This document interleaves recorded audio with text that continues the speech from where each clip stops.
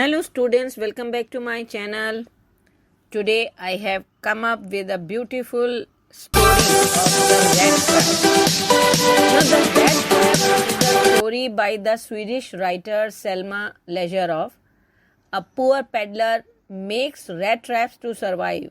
He believes that the whole world is a giant rat trap for which the bait are riches and joys of the world. Once he takes shelter at crafter's house, from where he steals money. Then he takes shelter in an iron mill. The iron master mistakes him for his friend and invites him home. Later, the iron master and his daughter realize that the peddler is a thief. However, at the end, the peddler goes through a change of heart due to the kind treatment he receives from the iron master's daughter Edla. Now this is a short plot which you already know because you have read the story, and in short I'll tell you there are 4 characters, that is peddler, then the craftsman, then iron master and Edla. Now there are 3 long questions which I'm going to discuss in this video, so be with me till the end of the video. The question is, elaborate on the theme of loneliness that runs through the Rat Trap by Selma Lagerlof. Yes, what you can write in this is almost all the characters in the story, the Rat Trap, suffered from loneliness. The first and the most significant of these was the protagonist, the peddler. He lived below the poverty line and made a living selling rat traps. He did not have any friends or family either living with him or helping him. The world treated him so badly that his central philosophy in life was that the whole world was like a rat trap. The next character who was lonely was the old crafter. He was so lonely that he was happy to allow random strangers into his home and hearth and discuss details of where he kept his money. Finally, though the iron master and his daughter lived together, the daughter looked forward to a third person in their home on Christmas Eve to make their home feel home-like and Christmassy. Now here, if you just heard this answer, you can easily understand that all the characters were lonely.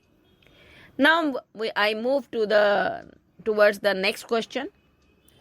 Does a person's profession affect their worldview? Examine the Rat Trap by Selma Lagerlof in light of this question in about 120 to 150 words. Answer will be yes, a person's profession shapes their worldview. While there is no hard and fast rule, there is definitely a link between the two. If a person works at one thing their entire life, then they start viewing the world through that lens. For example, a teacher might look at the world as a life lesson to be learned or taught. A doctor might look at the world as something that needs to be healed. An ironsmith might look at the world as something that is shaped by physical forces. Similarly, the rat trap seller in the rat trap looked at the world as a giant rat trap. He extended his philosophy by adding details that were sifted from his own experience. He interpreted the joys, shelter, food, heat, and clothing as bait, which trapped people in it. Now the last question, that is quite important. Suppose you are Anish Jung, the author of Lost Spring. You come across Selma Lagerlof's story The Rat Trap and could not shake the feeling of that the peddler was in fact a philosopher. Can you prove this? That he was a philosopher? Yes. The answer should be yes. The peddler was a philosopher. He was not an academic philosopher teaching at a university or a rich man who had time and means to read about philosophy and formulate his own. He was someone who observed what was going on around him and formulated his philosophy based on it. He was someone who philosophized about life.